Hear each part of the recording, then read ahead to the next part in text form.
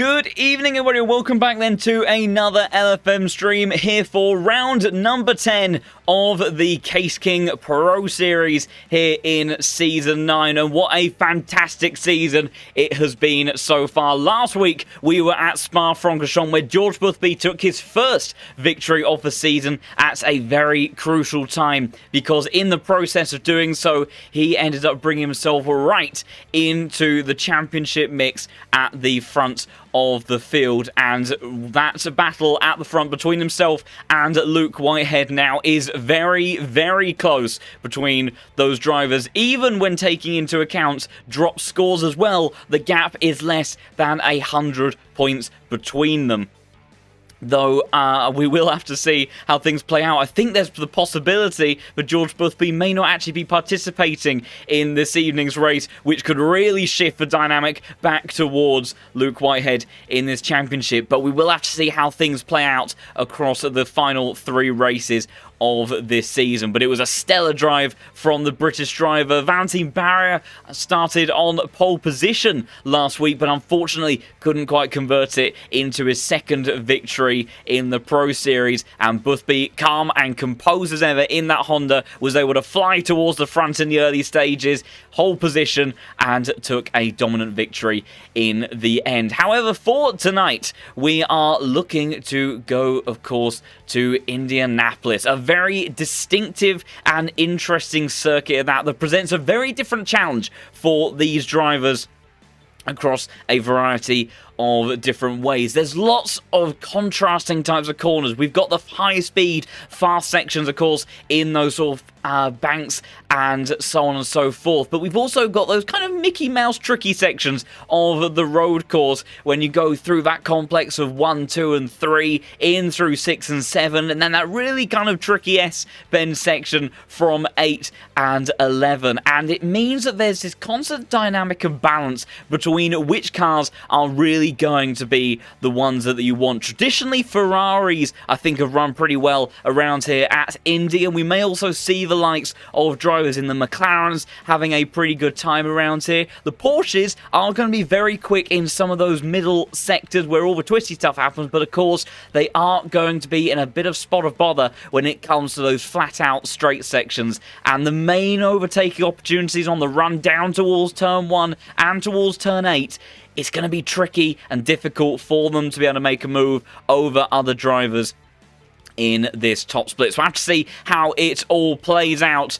for this evening's action. We will be able to switch over to practice in just a few moments and see how our drivers are getting on in dialing in the setups. There's also a small chance of having some mixed conditions and some rain this evening as well, and that could really start to shift the balance in the grid over which car is working better in those conditions. Let's have a little bit of a run through of a lap here at Indianapolis. 14 turns of high intensity fury, big run towards Turn 1, first major heavy braking zone, and then wind your way through turns 2 and 3. Quite often to see cars going side by side through here, and then Turn 4, bit of an interesting one. You see different lines through there, and then into that apex of 5 can be tricky on the first lap to go flat through that part of the circuit. Then patience needed through 6 and 7 ball, getting back on the power, running towards Turn 8, and then another very twisty and fiddly section through here as you make your way through turns 9 and 10 into 11, and then wrapping onto a little bit of the banking before cutting back across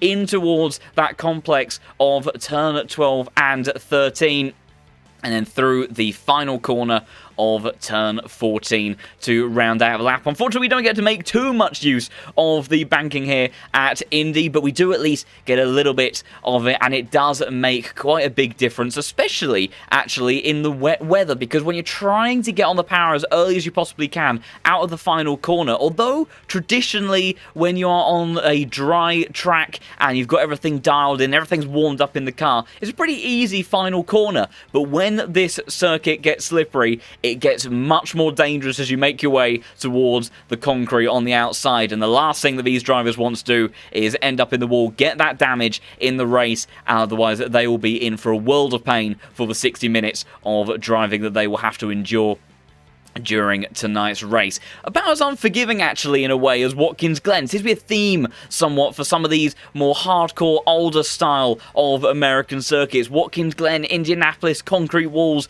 in some of those sections, onto the start-finish straight as well for both those circuits, and really does provide an excellent test for our drivers. Of course, being in the Pro Series, the top split with the top drivers here in the LFM platform, is really going to be pushing each and every single one of them to their limit. So I have to see how they all get on in that. Also, thank you again for the amazing support that we've had over recent weeks on all of the streams that have been kicking off over the LFM YouTube channel. Of course, this has still been just a few months of a journey, and making our way rapidly towards, I think, 2,200 subscribers now, which is just incredible. So thank you, everybody, so much for that. And glad that you have been enjoying the streams as much as they are a joy to bring the action and coverage to you. And we will have just as much excitement, as always, for tonight's action. So the server has opened, so we will make our way across and get everything loaded and dialed in so we can see how our drivers are getting on before this evening's qualifying session. They'll have about 10 minutes of practice to make any final changes to their car and their setups, so you'll see drivers using this opportunity in slightly contrasting ways. You have that kind of route of trying to get everything dialed in for qualifying, really maximising the potential of their car over one lap and making them as competitive in terms of track position as they can possibly get away with. And that'll be kind of one route that we will see drivers going down. The other route is that you'll see them just having a little bit of a look at what the conditions are kind of looking like overall going into the race setting, and they'll just be making those changes to their tyre pressures, their brake ducts, so on and so forth, trying to get everything into that optimal window, and then trying to maintain as much tyre life as they can, so they have that consistency throughout the race. So important around here as well, because there's that, like I say, that dynamic in the circuit where you make your way around here, and you've got to keep those tyres alive for all the slow speed twisty stuff. You have the traction zones, you have the high speed sections around this circuit, and it really is a very big test of these GT3 cars. A couple of cars out on circuit already, one of them being Robin Schwanker. Not quite a race winner as of yet here in the Pro Series, has come very close to winning here on a number of occasions. I think definitely his greatest opportunity was at Paul Ricard earlier this season, but it was Jardier that, with that complex wet weather strategy that we ended up contesting with, that was able to take the victory in the end around the French circuit. But this number 5 car has proven time and time again to be very competitive around several tracks, and I think it may be a platform that suits here at Indianapolis a little bit better than perhaps we have had at some other circuits. And McLaren used to be a very competitive car relative to a lot of the other manufacturers that we see, and then BOP after BOP, it's just kind of been detuned slowly but surely, and it lost a lot in terms of straight line performance, and then it didn't behave very well in the end in terms of overall downforce and agility. Acceleration is something this car has always lacked somewhat. But there are now some tracks where it's just sort of making its way a bit more into competition. Paul Ricard was one of those.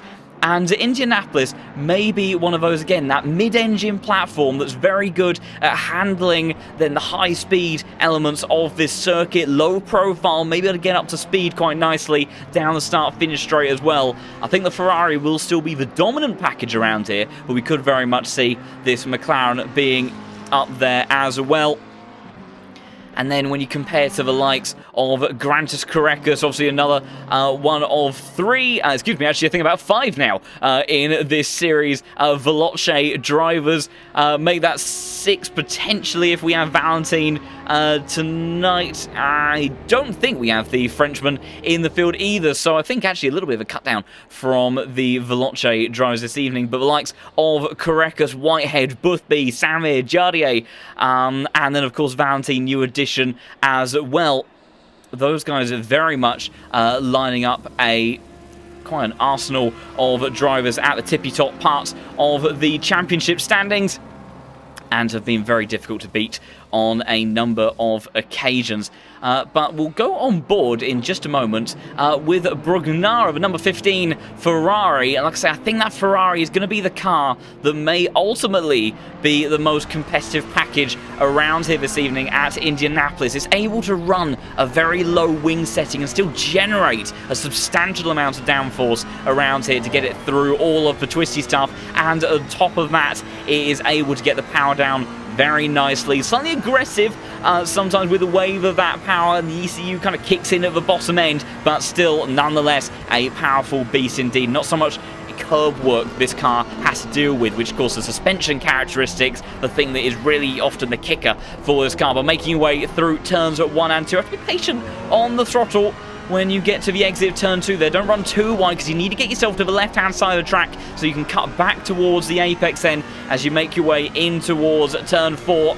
and then flat through turn 5. Tricky corner on the opening lap of the race, and a slightly alternative line there from Brugnara. You'll see again a little bit like Luffield, another one of these examples, that kind of double apex approach as you make your way through turn 6. On the power then towards turn 8. I'm really running out wide on the exit there. I think the game is pretty unpunishing through there, and then tricky series of corners, especially when you're side by side with other drivers heading through turns 9 and 10 on to 11, and you then work your way through to the back portion of the circuit. We get sighting of the banking for the very first time, and then trying to spot your braking point as you head in towards turn 13 there, clipping that inside apex. Got to be careful not to take too much though, because they are brutal curbs on the inside of that corner. Through 14, hook yourself towards the apex of 15 then, and then carrying all that speed and acceleration towards the outside of the barrier, and it is going to be for the Ferrari driver. Good enough for provisional P4 in this practice session with Victor Nicolai, a new driver that we have got into the top split, driving for Race Anywhere SimSport, a team that did very well during the VCO Flexstream series not too long ago. Took victory, I believe, at Monza in the Lamborghini, and I do believe Victor was a part of that roster as well.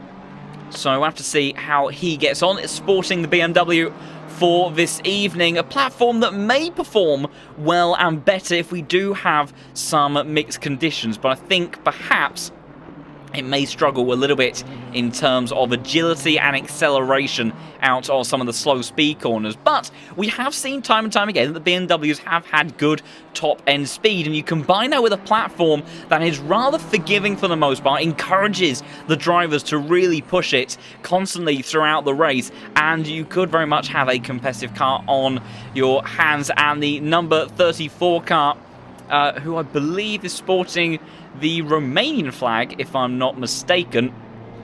Please do correct me in the chat if someone else's geographical knowledge is better than mine. I'm sure it is. Goes down to a 34.9, just a few hundredths ahead of Daniel Valla in the Ferrari. The Spaniard, I think, made an appearance last week at Spa, and we'll have to see how he gets on this evening. I'll tell you what though, one man that is going to be very much, I think, looking forward to this evening's action is Jaid Hutchinson, the Canadian in that Ferrari. He has been incredibly consistent throughout the season, time and time again.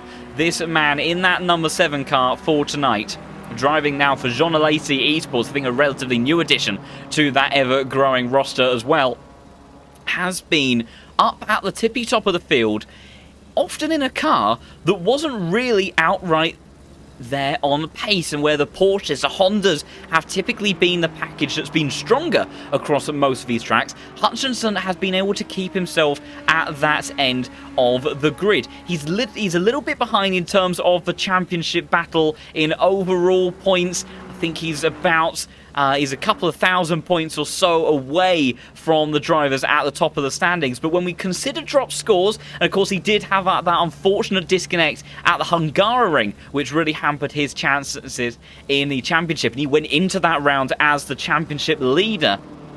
When we consider that and take those into account, he's very much only about sort of 1,300 points away, and with Boothby not making an appearance tonight, Hutchinson may be in a car that ultimately will be more competitive than the likes of the Porsches, Hondas that have traditionally this season been the cars to beat. He could be on for a very good result that could really start to bring him back into the championship fight heading into the last couple of rounds. Also, we've got Tyler Farmer, another one of our Canadian drivers who I think has been a little bit away from the series for a while, so good to see him returning to the grid in the number 17 car. I think last time we saw him, he was in the Honda, and joining us in the Ferrari this time, so he will be in pretty fine form, I imagine, as well. And Armamenterio, another one of the teams I do believe we had recently competing in some of the other championships that LFM has been involved in. Also, tonight's server has got a pretty good mixture, actually, of cars in this field, a little bit more so than usual. Of course, it's been quite the dominant roster of Porsches and Hondas from a lot of drivers. We have a decent mix of Ferraris, a couple of Mercedes from time to time, and some Astons and BMWs, but I think we've got a bit more of a fair balance throughout the field for tonight, which is going to make things very interesting indeed, and seeing how all of our drivers get on. That's brought practice now to a close before we head in towards qualifying. So no wet weather for our drivers to contend with just yet, but notably we do have some level of wind. We have a 4-kilometre-an-hour wind, and with the ACC weather system, that is usually somewhat of an indication of how variable the weather is actually going to end up being. And maybe in qualifying, we might see something that doesn't change too much from what we have had in practice with these dry conditions. But by the time we make our way to the race, perhaps it will be a different story. And if it is, it will be cars like the BMW, the Aston Martins, the few of those that we have on the grid as well, that could potentially be that bit more competitive, because those cars, as well as the Ferraris, do tend to relish having those mixed conditions. They take care of their tyres, and they just have a sense of balance that really seems to transition often quite nicely from one condition to another. It looks like for qualifying, it's all going to be pretty straightforward for our drivers as they make their way out of the pit lane. Someone mentioned, I think last week at Spa, Indy definitely having a very long pit lane. And I'm still a little bit unsure as to whether or not it is slower than what we have at Spa. I do think Spa is a bit longer overall, so if you get a drive-through penalty or anything like a stop-go at Spa, I think that is about the worst impact you can have on your race. But I think definitely second to that would be the pit lane at Indy, because it does start with an entrance all the way down on the exit of turn 14, and it is a pretty lengthy one at that. But it's going to be Robin Schwanker to lead our drivers towards the first few laps in qualifying. And yeah, to reiterate one of the points, as Schwanker goes a little bit exploring onto the grass on the outside. Won't want to be doing that in his main qualifying laps, of course. Big thank you to the moderators doing an amazing job as always, and of course there is a live stewarding team in the background for the top split of the Pro Series as well, so huge thanks to those guys that do a tremendous amount of work behind the scenes and help us to have this fabulous racing. And yes, to reiterate the point, the overlays in this are courtesy of ACC TV, and I do believe there is a link for that in actual fact in the description for this stream. So Schwanker now making his way out onto a flyer for the very first time. We'll head on board with the McLaren as this car starts to roar its way towards turn 1. Quite gravelly sounding car, the McLaren. It's got quite a bit of grit to it in the way that it gets up into the higher revs, and now making his way in towards turn 1, clipping that first apex nicely over a relatively flat curve of turn 2. Could have maybe been a bit tight as that, went wider in towards the exit of that corner, maybe would have wanted, and then not quite over to the full left hand side of the track into the entry of turn 4 through the fast right hander of turn 5. They're easy flying, see much further to the right hand side than we saw Brugnara going through there when we were on board with him. Patience on the throttle, see a little bit of a correction on the steering, but nicely over to the left hand side circuit. You really want to open up this right hander of turn 7, especially in the race, because you carry all of that momentum now down towards turn 8. And see, just using a little bit of that curb on the entry, but it does disappear, so you can't use it entirely throughout the braking zone, clipping the apexes through this very fiddly section here as you then make your way towards turn 11. Very nicely done. That McLaren looks very composed through there, running all the way out as far as he dares on the exit of turn 12 now. And then down in towards 13, as close to the concrete as he possibly dares. Very tight corner, and then want to get yourself to this right-hand side. Open as left-hander! And there, the McLaren shows its first weakness. Slow speed lift-off oversteer as he went through in towards 14. Would have lost a chunk of time on the entry there. Managed to gather up quick hands from the German driver as he makes his way towards the time of the 34.5. Immediately, though, displaced by Korekas, who went purple, understandably, in that final sector. Comparing their split times, though, you see Schwanker far more competitive in the opening two sectors of the lap, but lost it all in the penultimate corner, so he'll be looking to correct that. And then Hutchinson briefly went up to the top of timing sheets, though it was Whitehead, of course, championship leader now, and took back-to-back victories throughout rounds 7 and 8. Wasn't quite able to make it 3 on the trot at Spa, but did get a fairly good result there, just to keep on adding consistency and points to his tally. But Hutchinson in that Ferrari, if he is near the pointy end of the grid, that could be a concern, even if you are the car that starts on pole position on that first run down towards turn 1. If you have something like the Hondas or the Ferraris around you, they are likely going to be pretty competitive and really ramping up the top speed by the time they make their way towards turn 1. So that could give the British driver a little bit of trouble, because it is 2 Ferraris, Hutchinson and Valla, that make up those next 2 spots before the Veloce Esports sandwich is completed, with Korekas currently sitting in P4. Samuel Fogg, another one of the Ferrari drivers, the Latvian, in the number 6 car, in P5 at the moment, and then the likes of Brugnara, Schwanker, Nikolai, Vubeling and Bischoff rounding out the top 10. Whitehead, though, 2 tenths up on his previous lap time. Make that 3 purple in the middle sector on the last lap, and going pretty nicely through his last sector. Korekas, big improvement for him, 12 thousandths of a second down on his teammate, but I think that advantage is going to extend in just a moment. Schwanker's gone up towards P3. In the meantime, though, for Whitehead, it is going to be into the 33s for the British driver, the first man to do it, and of course he has been absolutely tremendously quick all season long. Marco Bischoff on a big improvement, the 2-time Pro Series champion, who may be about to cross the line into the top 10. It's easily into the top 10. P3 for the German driver, and whilst he is still up there at the sort of top of the standings, he's in that top 5 series of positions. It has not been an easy season for the number 2 car. He has managed to take 2 victories during this season, but just his consistency hasn't been what we have seen and got used to from Marco Bischoff in that K. Kramer Racing Esports car. And as a result, I'm not sure he's quite going to be in the championship fight, but still very much in contention for some prizes. Very big prizes on the line for the top 3 drivers in this championship, so Bischoff still has an opportunity to at least take away some goodies at the end of the season in just a few weeks' time. Korekas improving by a tenth of a second. He's going to need a bit more than that, though, if he wants to compete with the likes of his teammate who's sitting in the pit lane at the moment. He takes a tenth and a half out of his previous best lap time. It's not quite enough to squeeze into the 33s, though. I tell you what, Bischoff was on an improvement for a second, but then has backed out of that lap clearly. Meanwhile, Schwanker just starting up another attempt.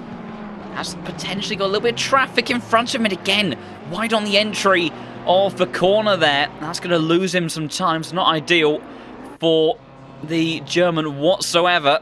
See who else we've got. Samuel Ratz on a big improvement, 1.3 seconds up on his lap time. I think be the first representative lap we see for this bright pink Ferrari. Pretty distinguishable on this grid. I think that might actually be the Iron Lynx livery, if I'm not mistaken, for that one.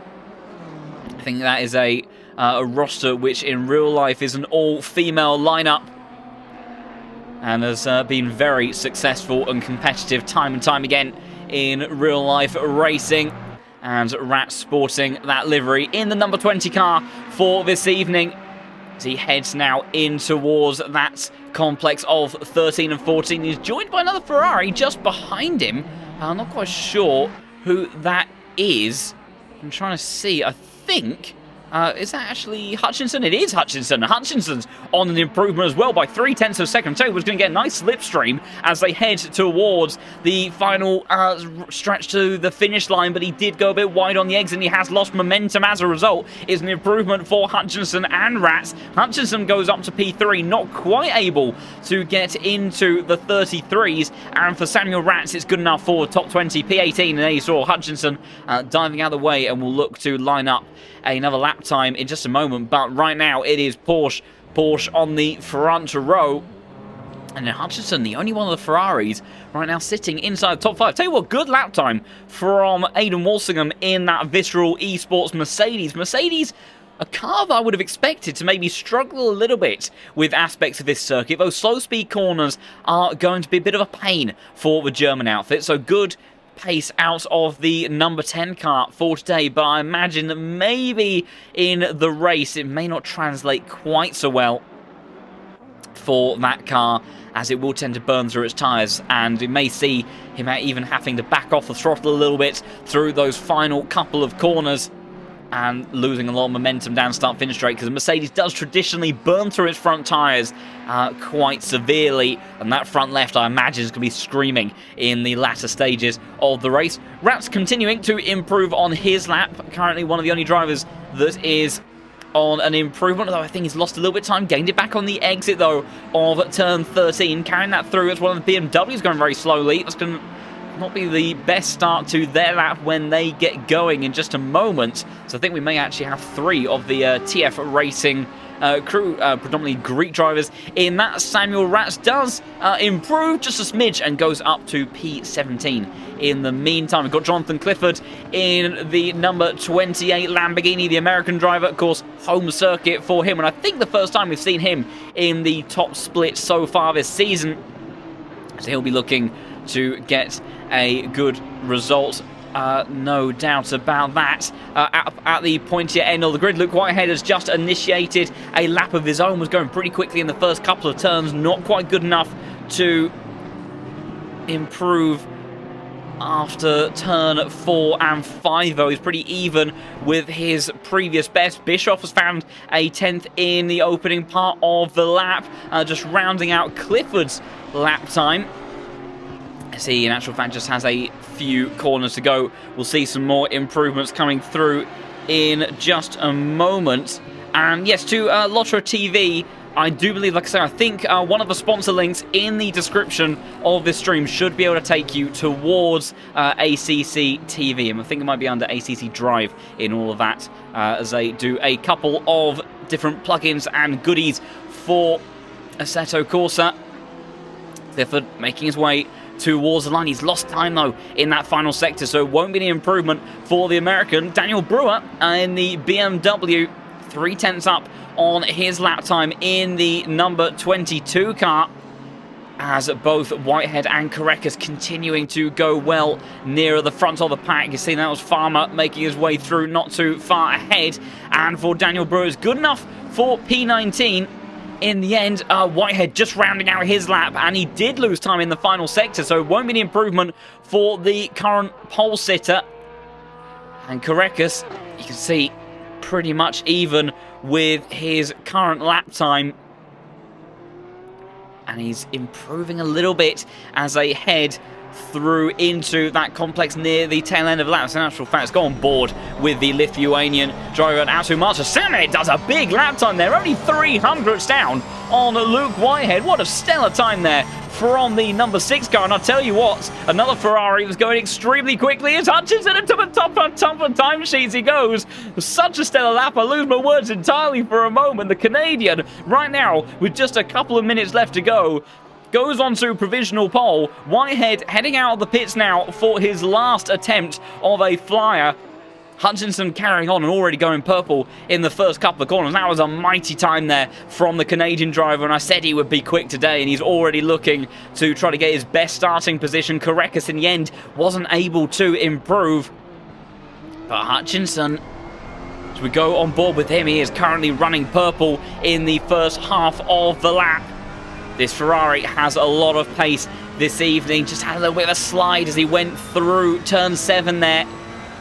Karekas up by a 10th as well. Whitehead not improving, so I think he'll only have one last attempt at trying to make it another pole position this season. Someone else that just improved was the number 29 car up in towards P14. Couple of drivers in the pits at the moment. Rats and Walsingham both sitting in the top 10.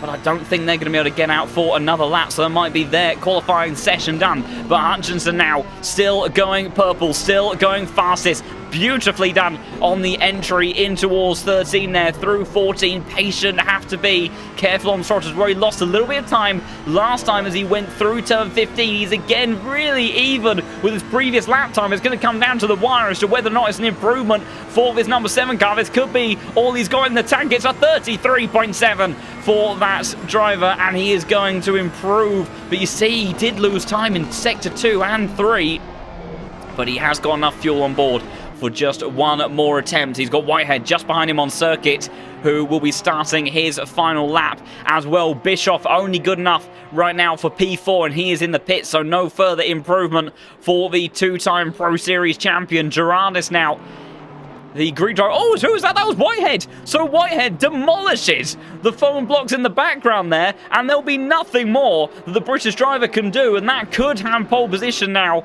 to Hutchinson, who again is going very quickly. We're about, so he is actually just behind Gerardis, that we are on board with at the moment in this number 14 car. And the Greek driver, who has been very consistent at extracting pace from the BMW, looking to try to break his way in towards the top 10 if he can. He's found a 10th. It'd be good enough to really shuffle his way up the order, up towards P8 potentially, if he can carry this towards the line. Hutchinson's lost a little bit of time. You can see he's not got much left to play with, but I tell you what, it's looking good for the Canadian driver. I think Samir might only be the last driver that can contend with him in that effort of pole position. Gerardis, so as he makes his way out of the final corner, Samir bringing out the yellow flag, so I don't think any further improvement for him. Gerardis is going to go up towards P13, so he actually stays in position. Hutchinson, though, hits the time beam. No improvement, slightly slower by 0.03 of a second, but I think it's still going to be good enough for pole position, unless the likes of Daniel Valla, who has found 2/10 up by the middle sector, the Spaniard pushing on as he heads in towards turn 8 now. Make that 3/10. This will be into the 33s. This could be a top 5 lap time if he brings all of this together. And that really would be a stellar effort from the number 8 car if he rounds out this lap. Has just been demoted, I think, by a couple of cars. I think Noah Eder, excuse me, that was Louis Vubbling in the number 19 car, who went up towards P7. Great effort there from the German driver. Daniel Valla, he's lost some time, so I'm not sure he's going to be able to improve. He's got Victor Nikolai just behind him, who's found a 10th of a second as well, currently on an identical lap time to Walsingham. Both these drivers looking to improve by about a 10th of a second. Nikolai up to 7th, and Daniel Valla slots in just behind him in P8. But that will be it then for that qualifying session. And Hutchinson, it's taken a while, but he has been so consistent time and time again here in the Pro Series, and it all comes together in the end here at Indianapolis. I said he was going to be one to watch, and I said this was an important evening of racing for him as well. And he has started this in the best way possible to put that Ferrari in pole position. Fantastic effort there from the number 7 car. We'll have a walk through the grid in just a moment and see exactly where each of these drivers are lining up for this evening's action. So there you have it. Hutchinson starting on the front row then for, I think, maybe the second time, if I'm not mistaken, but this time in the P1 spot. And Whitehead, whilst he has no cars ahead of him directly in his view towards turn 1, that Ferrari to the right-hand side of him is going to be a big challenge to fend off if he wants to make it 3 victories this season. Samir starting P3 ahead of Grantas Karekas, with Marco Bischoff rounding out the top 5 in the number 2 Porsche. with Robin Schwanker in the McLaren once again, starting in P6 with a great debut effort from Victor Nicolai in the number 34 BMW. So the first of the Beamers, and also remember those numbers are to do with the ELO within the LFM rating system. So if you see a car number that is far higher than its starting position, that is a great effort from that driver to get that car place there. So fantastic stuff from Victor. Vala and Ida rounding out 8th and 9th, with Louis Bumbling in the Porsche starting in P10, with Brugnara, the Italian, starting in P11, just ahead of this man, Samuel Ratz, in that bright pink Ferrari, starting in P12. Ada Walsingham dropped out of the top 10 in the end, but I think it will still be pretty pleased with P13 in that Mercedes. Difficult car to extract pace from at the best of times, let alone around here at Indianapolis. Gerarda starting 14th in the number 14, with Jaroslav Honzig, of course, Jardier starting in P15 in the Honda. Maybe would have been wanting a little bit more performance out of that car. And I think in actual fact, unusually, I think that's the first Honda on this grid. We haven't seen a Honda that far down the order in just a while, so that shows you the difference between some of these cars tonight. Much more out of position from what we are used to seeing, as then Searchy in the number 29, starting in 16th, Tempest 17th, Vassner in 18th, Manson, I think a debut from him in the top split, into 19th, with Orlo rounding out the top 20. The returning Canadian of Tyler Farmer, and driving the Ferrari in the top split for the first time, with a very nicely liveried car on board the number 17, starting in 21st position, with Dom Healy in the Aston Martin starting in 22nd, with Mattia Mex in the Mercedes in 23rd. Luca Balconi, the Italian driver, starting in 24th place, with Daniel Brewer in the BMW starting in 25th.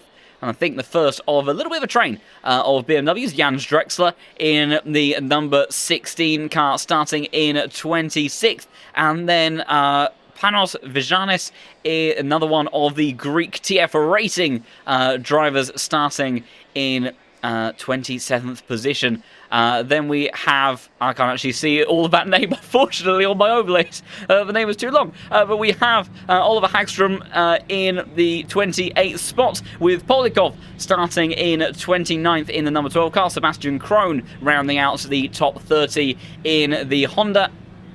And then Harold Stubenhocker in the number 23 car, with Jonathan Clifford starting in 32nd position. Home race for the American driver, making his first appearance in the top split for a while. Janis Taxnis in the 26th and last of the TF Racing crew for this evening, starting in 33rd. Paulo Lima, the Portuguese driver, returning to the top split as well in the Audi. And then rounding out the field is Benny Vitter in the BMW for that final position. So great stuff from all of those guys this evening. Apologies to Oliver there. Unfortunately, for those who may be new to the stream, I do juggle all this on a single monitor, and sometimes it can get a little bit on the tricky side to try to see everything on the overlay, and a little bit too much of a small font for me to capture in that time. So 60 minutes of racing will be getting underway shortly, and we'll get the final pieces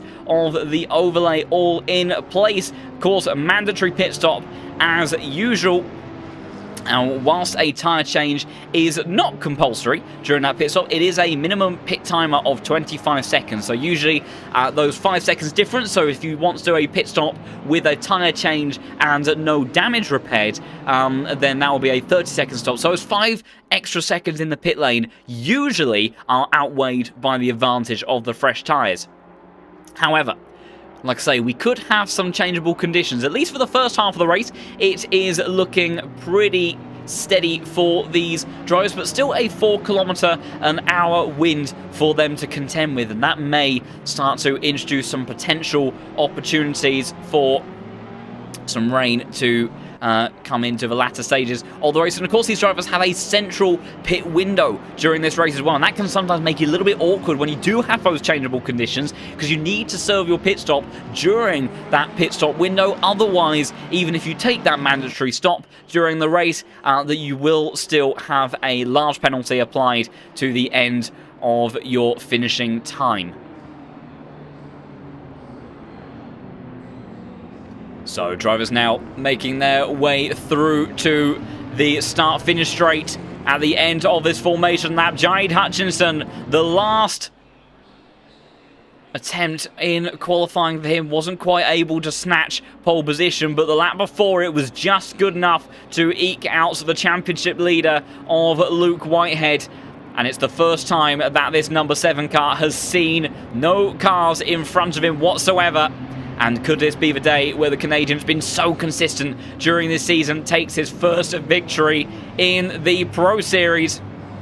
We'll have to wait and see what Indianapolis has in store for us. But as they all make their way to the start-finish line for the first time, it's green lights away then. And it looks like a pretty even start at the very front of the field. We'll get a better idea as they make their way towards turn 1 drag race between Hutchinson, Whitehead, Korekas, Sammy Fock, all involved in it as well. You can see almost 5 abreast as they head towards turn 1 for the first time. But Hutchinson with the inside line trying to hold off the Veloce Esports Porsches, hung out to dry on the exit, keeping his nose tucked in. Fantastic side-by-side stuff between the Ferrari and the Porsche as they now head through turn 3 for the first time. And I think as they get towards turn 4 there, Hutchinson, will he have enough of it over that Whitehead, doing his damnedest to keep it tucked in to the door of the Ferrari, and somehow he's still there. Fock in towards P3, Korekas down to P4, that was Fowler off in the background, the Spaniard driver being sent as Korekas now trying to hang out the inside of Sammy Fox. Go to the outside though for turn 7, but it's Hutchinson that leads, Whitehead second, Fock versus Korekas now with Marco Bischoff getting involved in all of this. A pretty even and clean start as Jardier has gone around further down the field. I saw him tumbling down the order,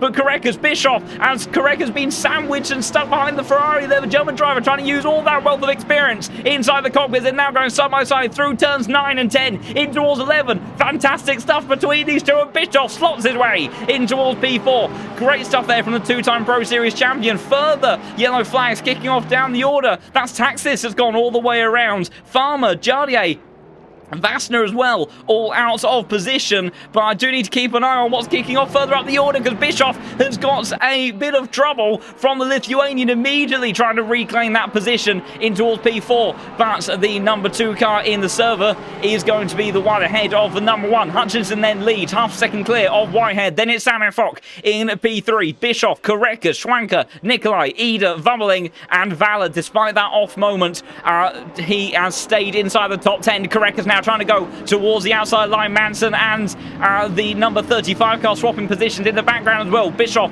able to hold off the other Porsche for the time being. Manson, by the looks of it, maybe did get the position done in the Audi. Of course, good straight line speed in that car. Jardier trying to make a move on the inside of Sasha Vassner. He's done that one easily, and now maybe trying to go for another move on to Hagstrom in front of him in the Audi.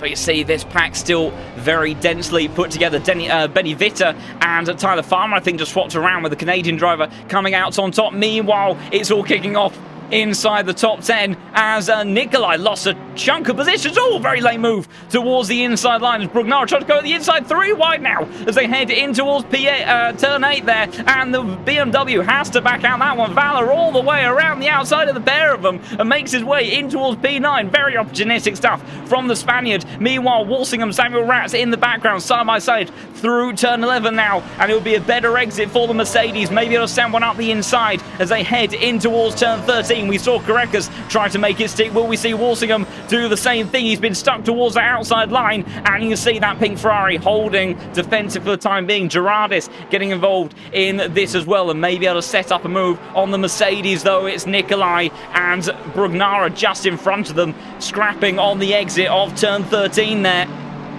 And as the drag race towards the first turn kicks off once more between these drivers, there you go, there's the BMW gaining in the slipstream. Damage on the front of that car, considerable amounts of it at that, but the BMW sent towards the outside line there, and they're side by side through here once more. Nikolai on the outside, Brugnara on the inside. It turns to the outside though as they head through turn 2. Great side by side action between these two. A little bit of door bumping more again. Oh, as they get further contact, and Brugnara is sent off the circuit there by Nikolai. Not what either of those would have wanted, losing several positions in the process, and Nikolai losing an extra 3 for his troubles, maybe even a 4th if he's not careful. Big dive there from Kirchi in the 29 car up the inside of Sean Tempest in another one of the BMWs there. It's all got very busy in the middle sector. It's all kicking off further down the order as well as Hagstrom, Viggerslew versus Jardier through turn 7 now, and I think the Honda surely is going to have the power advantage, and he does make his way through. I think also, who is that side by side in the background? That is Vitter versus Farmer on the run up towards turn 8. There's been an incident for Balconing, I do believe, in this part of the lap. Tyler Farmer has managed to get through. I'm not sure I'm going to be able to see everything though. Balconi still in a battle. Dom Healy with 2 Aston Martins of Orlo versus Healy now on the run in towards turn 13. Victor Nicolai and Gerardis battling further up the order as well. Big dive there. Oh, that's not going to work in his contact. The BMW, that was Stubenhocker, that got very ambitious under brakes there, sends around poor Orlo that had nowhere to go and is stuck now on the exit. Thankfully, I think everyone managing to stay out of a further collision with that car as more drag racing towards turn 1. We'll see how it all plays out because there's other ones kicking off further up the field as you've got Kirchi trying to go up the inside. Nikolai, that won't work. What about Tempest versus Polikov? Polikov having to settle behind for now, and now you've got the likes of Jardier up the inside of Sebastian Krog. Clifford getting past some cars there as well. Jardier is through. Clifford trying to follow him through in the Lamborghini. That's difficult to make stick and all of that. Vasta having to settle for P30 for the time being. No, Farmer trying to get up the inside in towards the next part of the lap, but it's not going to work. Stubenhocker between himself, Hagstrom, Viggaloo battling in this as well, with Vasta trying to make it a 3-way tussle in towards P6 all the way around the outside, and too far around the outside for the number 11 car. Manages to keep it just about on the black stuff, but loses a chunk of positions for his troubles. Meanwhile, up at the top end of the field, Hutchinson now has about a second over Whitehead. Fantastic stuff from him. Brugnara's around. Yellow flag out for the Italian driver, and what has happened there? He has been involved in some battles already. Oh, completely misses his braking point. And stellar job, I have to say, if nothing else, from the number 15 car to keep it from further contact. Big error under braking there from the Ferrari, but thankfully no further harm done. And I imagine there would have been a few drivers who really had their hearts in their mouths for a second there. As that kicked off, white flag out for Mex moments ago. Not sure what happened to the Mercedes. So we're coming out onto the banking and down in towards turn 13. Doesn't look particularly eventful for the number 31 car. So maybe the overlay just being a bit on the sensitive side. Hutchinson for a moment brought out white flag as well, but don't think too much drama for your race leader as he continues to extend his advantage. Sasha Vassner trying to recover time there. You see that's Benny Vitter just in front of him. We're going to see a big dive under braking from number 11 car, surely too far back, but it's side by side action. Oh, Benny Vitter has gone completely off there, so it's going to lose the positions. Meanwhile, Stubenhocker and Paulo Lima swapping positions as well, and will try to catch the onboard from poor Benny Vitter that went completely off at turn 1, missed his braking point. I didn't see any sort of form of contact in that, and as a result lost several positions in the process. Now has the TF racing car of Taxis right in front of him, but down to 33rd position for the BMW. 1.7 seconds now, the gap between your front two pairs. Hutchinson really has got himself dialed in now. I tell you what though, Grantis Carreras has not let go of this P4 spot from Marco Bischoff. Samet has got himself quite nicely isolated in P3 for the time being, and last time around was 0.4 of a second faster than Whitehead. Might see the Ferraris having more consistent pace throughout the stint this evening as well. Korekis losing a little bit of time as they head towards the start-finish straight and was a 10th down on the last lap. Hutchinson, though, the only driver in the 33s. Fantastic pace in the opening part of the race from your leader. Vubbling, battling inside the top 10 with Ida and Valor. They've had a bit of a busy time so far as well. Tempest trying to make a move over Kirchi just in front of him in that 29 car. Excuse me, I might be searching actually for the Italian driver. Apologies. And of course, if I do ever mispronounce anybody's name, do feel free to correct me either in the chat or send me a message afterwards. I'm more than happy to change my pronunciation without a shadow of a doubt. But those gaps opening up a little bit. The battle, though, just at the tail end of the top 10 between Ida, Vubbling and Valor as they head towards turn 8 once again. And you would have to think the Ferrari of Valor should have a straight line speed advantage and maybe able to make a move. That was wide from Vubbling on the exit of turn 8 there. That's going to compromise his line now through the next couple of turns. And he's got to be careful because very close behind him, of course, it's that Ferrari's Jardier, I think, has just made another move in his continued recovery. And he got the job done on the exit of turn 7 there.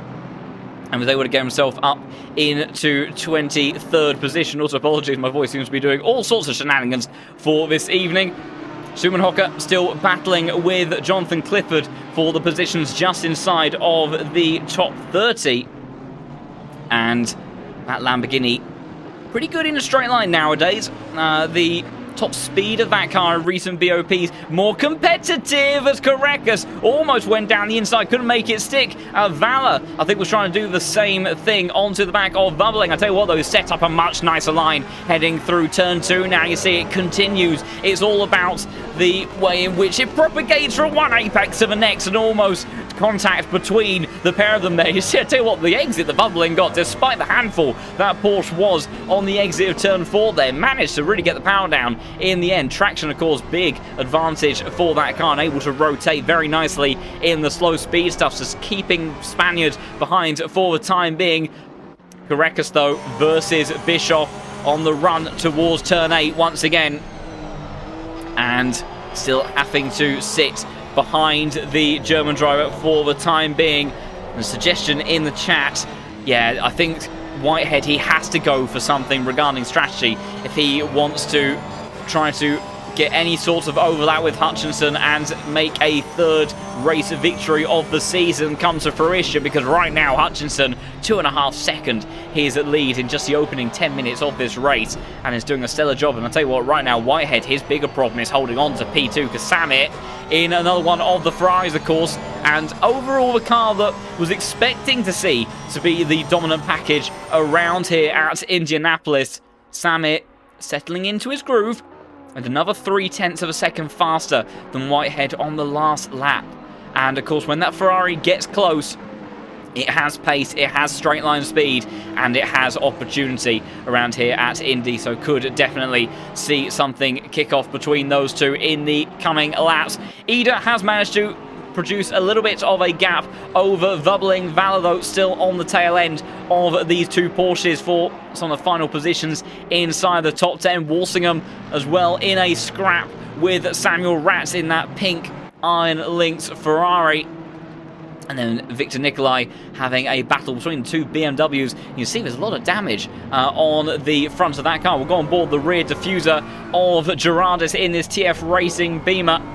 And clearly Victor Nicolai's car has seen better days, as a couple of instant warnings further down the order. It's all getting very busy in just on the final positions inside the top 30. 5-way scrap between Clifford, Stubenhocker, Lima, Vasta and Tyler Farmer in all of this. And this, I feel, is going to get busy very quickly. It's Farmer, in actual fact, that maybe has the greatest opportunity of this whole train of cars. I say that, though, Paolo Lima trying to make one stick. All contact there and 3 wide all of a sudden, with Farmer almost going into the side of Vasta once more. How they managed to survive all of that, I'm not quite certain, but thankfully they get away with it.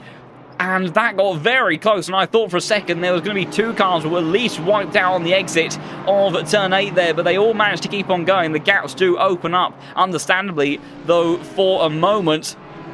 Jardier also, of course, another driver. We didn't see exactly the instant that he was involved in, but he lost a number of positions in the opening part of the lap. He's looking to make some recoveries as Vassar now trying to go for the over and under onto Paulo Lima in that Audi in front of him, but it's going to be tricky because the Audi, of course, maybe not the fastest car in a straight line, but you see, it's fast enough to outpace that Porsche. And I'll tell you what, we may see a Ferrari swing out just behind in a moment. There he is, Tyler Farmer, the Canadian defensive stuff from Vassner just for a moment, but then back towards the concrete to open out that line though. Saxnis versus Orlo with the Aston Martin going down the inside though. The number 24 car getting into 32nd position and making his way past Jardier, still looking at the back of Jans Drexler.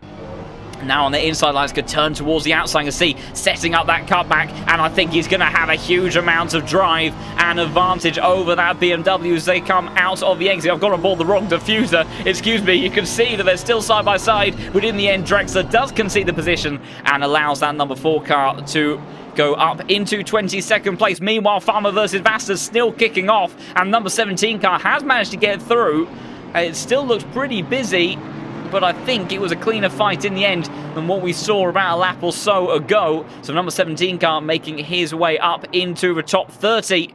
And now sets off in charge of Paulo Lima, the Portuguese driver, looking further up the field though. Hutchinson still extending his race lead, now over 3 seconds for the number 7 car and his compatriot down the inside of Paulo Lima, and further contact there of Vassner, and I think Orlo as well may be able to capitalise on this. Lima losing all 3 positions as he was shoved off there. Farmer towards the outside, Orlo unable to get through. Vassner though says thank you very much and storms his way up into 29th place. But I imagine there might be some words in between some of those drivers in not too long. We will have a quick look through the stewards' inquiries, of which I imagine there's a few in just a moment as well. You can see now 6 cars in this train, but none of them able to make a move. Taxis very late on the brakes. Actual fact, I think later than he was intending to be, goes wide on the entry in towards turn 1, but in the end unable to make any opportunities happen. Tell you what, Correca still pushing on, trying to get his way past Marco Bischoff. Very even pace between these two. Samir again, 0.2 of a second faster than Luke Whitehead. I tell you what though, another driver that was on the sort of front-running pace, Robin Schwanker in P6, and not too far away from these two. So if these 2 Porsches do start to scrap in front of the McLaren, I imagine the German driver will start to get involved in that one very quickly. Taxnis versus Lima down towards turn 8. Once again, shutting the door is the Audi towards the outside line. And the Greek driver unable to do anything about it. I tell you what though, it seems to have got good momentum through 9 and 10 in towards 11. Audi runs very wide on the exit, still kick of dust from Orlo in the Aston Martin just up ahead, but Lima just about able to keep it within the track limits. I do need to check further up though, because Bischoff, Correca side by side for the first time in a very long time. Lithuanian now on towards the outside line as they head towards turn 3. These two have been scrapping for a long old time. He just dropped a couple of positions further down, but Bischoff still holding onto the position in all of that, and there is Schwanker now involved in this scrap as well, but I don't think he is going to be able to do anything about it. But we will just try to jump back because Daniel Valler has lost a ton of positions. So here you go. Noah Reeder was at the lead of this train. That's Vubbling going down the inside in towards turn 1 there. Ida stuck out on the outside. Is there going to be contact through turn 2? And there was. And Valler got speared into the gravel there. Nothing that the Ferrari driver I think could do, although we didn't quite see such a close-up view of maybe how much space was left between those two in that part of the corner. I'm sure one will say there wasn't enough, one will say that there was easily a car's width there, but I'm sure the stewards will be looking at that in just a moment. Meanwhile, Dom Healy versus Balconi has just swapped around. I think there may have been a dive towards the inside from the Aston Martin at turn 8 there, and big stuff from the British driver, and makes his way past very cleanly between himself and the number 30 car in the end, and already putting quite a considerable gap, as also Robin Schwanker has managed to make his way past Grantas Correcas and now finds his way in towards a fight with Marco Bischoff. We missed how that happened. We'll see, is he going to launch one up the inside in towards turn 1? It's looking likely. Bischoff giving a bit of room, but not quite enough for the McLaren to get up the inside, and I'm wary of skipping back on the replay because we've got other fights taking place, but in some form or another, in the way that all unfolded, Kareka's trying to launch a late attack in towards turn 4 there. Can't make it stick though, and Bischoff able to breathe a sigh of relief for just a moment. Manson versus Polikov on the battle for P15. And the Audi getting past in the process. We've got Hagstrom Bigelow versus Sebastian Krohn as well for 25th position, with the Audi driver coming out on top. I think Jardier may be about to make a move. Oh, that looked close onto the gearbox of the Ferrari. Here we are on the rear diffuser of this number 30 car with Jardier looming in his rear view mirrors. We've seen him set up move time and time again on the exit of turn 7.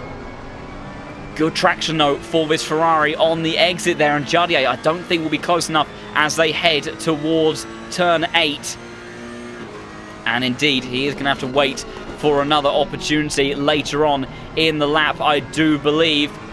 So we'll just check on board with a couple of other scraps. Schwanker versus Karekas still raging on, but I think the McLaren will have the advantage towards turn 1. Rats versus Walsingham inside of the top 10. That's a battle that has been brewing and has closed up over recent laps, with the Mercedes driver being the quicker of the pair, although that's not going to help. Big tank slapper on the exit onto the bank. You see how far wide that's ended up putting the Mercedes, and he won't be able to put any sort of move, I don't think, onto the braking zone in the next part of the lap then. How does Jardier versus Balconi get on? We'll go on board with the Honda. What's the power advantage? We know it's an absolute rocket ship in a straight line. The Ferrari, though, is pretty handy in today's trim. Looking towards the inside, defensive, though, from the Italian driver to the outside.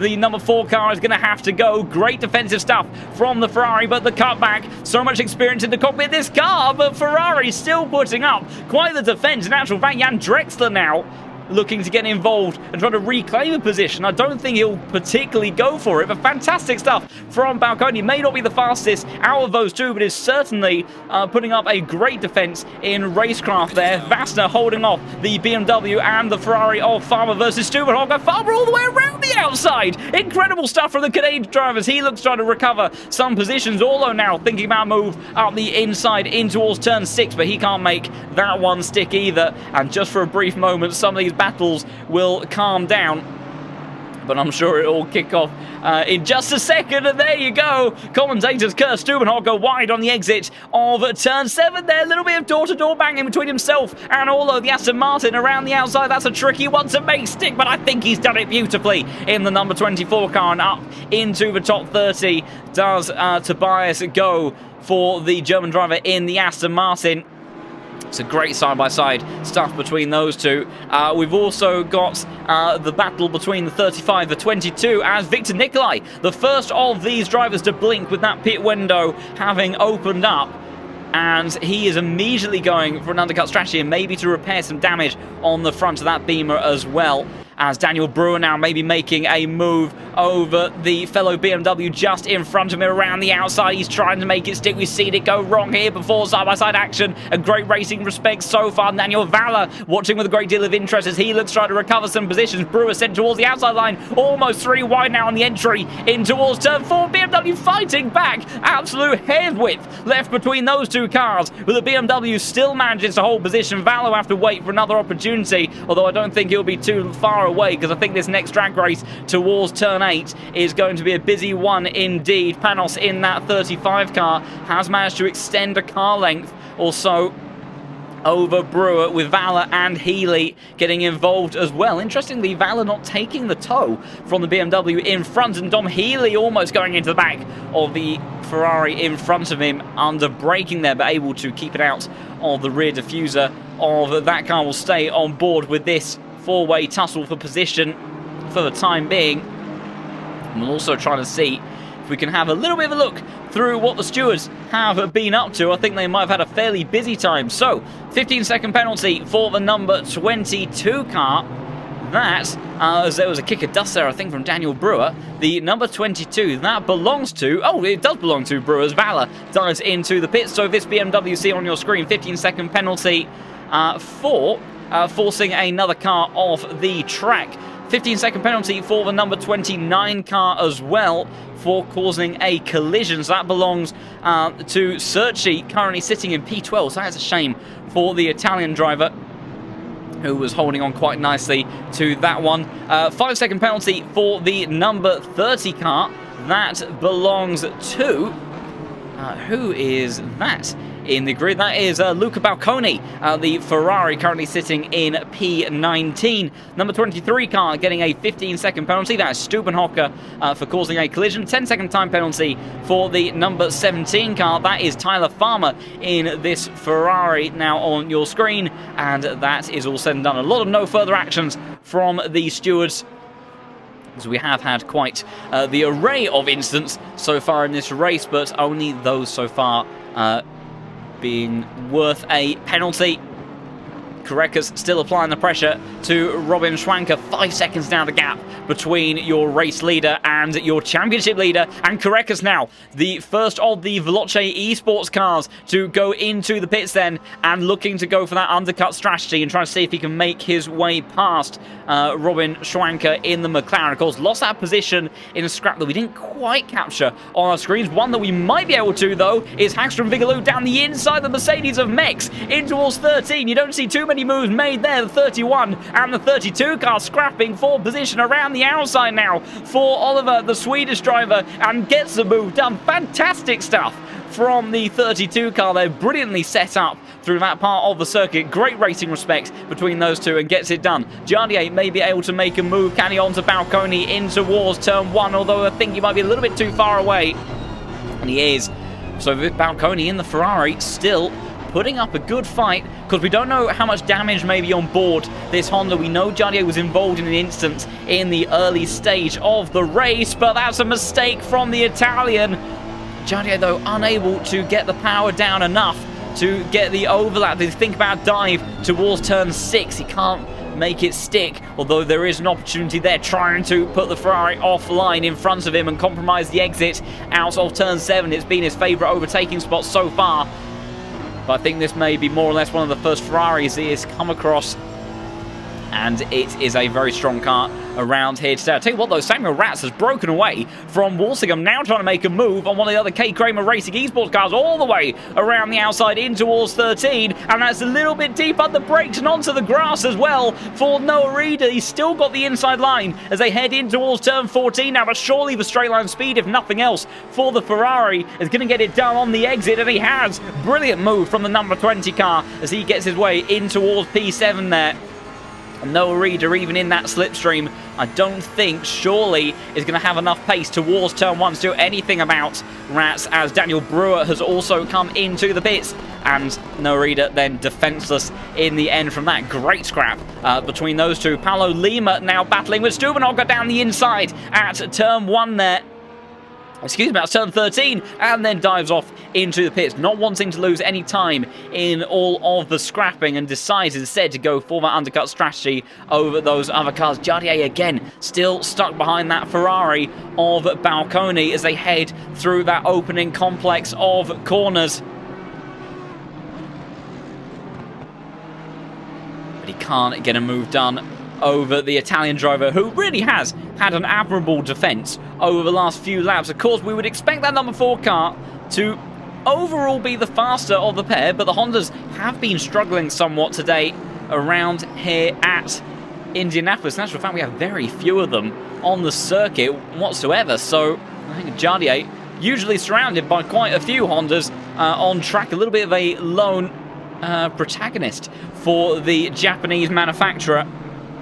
And the Ferrari of Balconi in front of him in that scrap for P17. Too much to work with, as it's Mexon and Hagstrom Vigaloo again battling side by side through his complex of corners. We'll go on board with Sebastian Crowe, who's getting a great view of all of this taking place as they now head towards turn 13 there. And that is the Audi that's got the advantage, and the Honda trying to make one stick as well. Opens up the steering, the 31 car take evasive action, and in the end is going to lose the extra position, as that is just behind Jonathan Clifford, although I think he is a lap down, and that is not for position. Meanwhile, another battle taking place, Polikov versus Panos in towards turn 1, and it is the Greek driver that comes out on top in that as well, and makes his way in towards P13 as Sebastian Krohn continuing to apply the pressure now over the Audi of Bigelow in front of him, but I think the number 32 car is going to hold on to that for the time being. I'll tell you what, another scrap that is taking place, and one that will work very favourably for Grantas Carreras, is Robin Schwanker closing in on Marco Bischoff, his battle for P4. And Bischoff was able to defend the fellow Porsche driver for quite a while. But against the McLaren, which will have better straight line speed, we'll have a look and see how they get on down the start-finish straight in just a moment. Maybe a bit more tricky for Bischoff to do so, and I wonder if we'll see him dive into the pits to try to avoid it, or even Schwanker may dive into the pits, because like I say, Carreras is on fresh tyres, and nope, these two are going to be staying out. And just out of interest, Carreras, ironically, actually just a little bit further up the field from them, but is down in 25th position. Last lap a 34.7 from him, and just about a tenth or two faster than these two. Louis bubbling into the pits now, and Schwanker down towards the inside, but he can't make a move stick. But I'll tell you what, Carreras, these three were pretty close together, although the gap between Schwanker and Bischoff has definitely closed up over recent laps. And if these two do start to scrap, I think will start to work very much in favour for Carreras' undercut strategy. Still a driver that has been at the tippy top of the field on so many occasions. That's a mistake, though, for Schwanker. And that's what we saw. Similar sort of thing to what we saw for the German driver in qualifying. Just a car letting go at the rear in towards the slow speed stuff under entry. And it's the lift-off oversteer. Now, interesting, that's a characteristic that usually is something that plagues the Hondas, and traditionally has been something, and one of the reasons why they have to use such a high amount of wing to add and bolt on as much downforce as they can on board that car, because once that car snaps, it has such a pendulum effect from one side to the other, it is very difficult to recover. But Schwanker in the McLaren, in the way that he's got it set up for this evening, not quite behaving in the way that he would have liked. Interestingly, we have also got a bit of an increased wind, now 5 kilometers an hour on this circuit, but no signs for changing weather just yet. So still dry conditions looking to be to the end of the race. And I imagine that we'll see more drivers coming into the pits now, and Samir Fock and Bischoff both making their way into the pits, but Hutchinson, Whitehead and Schwanker stay out for the time being. Jardier still stuck behind Luca Balconi. I would wonder maybe if he would have swapped positions. There's no reader, and Walsingham now having a scrap, and there's Carreras, I think, just in front of them. No, that's, excuse me, that is Whitehead, actually. So these drivers are lapped down on the man that currently sits in P2. But Walsingham versus Noah Reader, that was a scrap that wasn't particularly present all too long ago. But the Mercedes driver, in one form or another, the number 10 car, getting ahead of the German, as more and more drivers coming into the pits at the halfway stage to swap their tyres and to get a fresh set of boots on their car, and trying to see if they can get an undercut relative to some of those other drivers around them. And let's see, confusingly, Carreras, the first of our drivers that have made a pit stop and come out of the pits. But Luke Whitehead maybe losing a little bit of time on this lap, 6 tenths down on his previous best in the traffic. And I wonder if that's why Samir decided to blink on the previous lap. And there you go, Luke Whitehead coming into the pits this time around. And get on board with the pit entry. See, it's a tricky and twisty one through here, and there's a lot of time, surprisingly, that can be gained and lost through here. There's the pit marker board, and there's also Hutchinson, crucially, just up ahead of Luke Whitehead. After what has been a very easygoing and nicely put together opening stint of the race. And crucially, there you go, Marco Bischoff emerges from the pits, and Carreras is out in front. And surely you would have to imagine that Schwanker now would come out behind the K. Kramer Racing Esports car as well.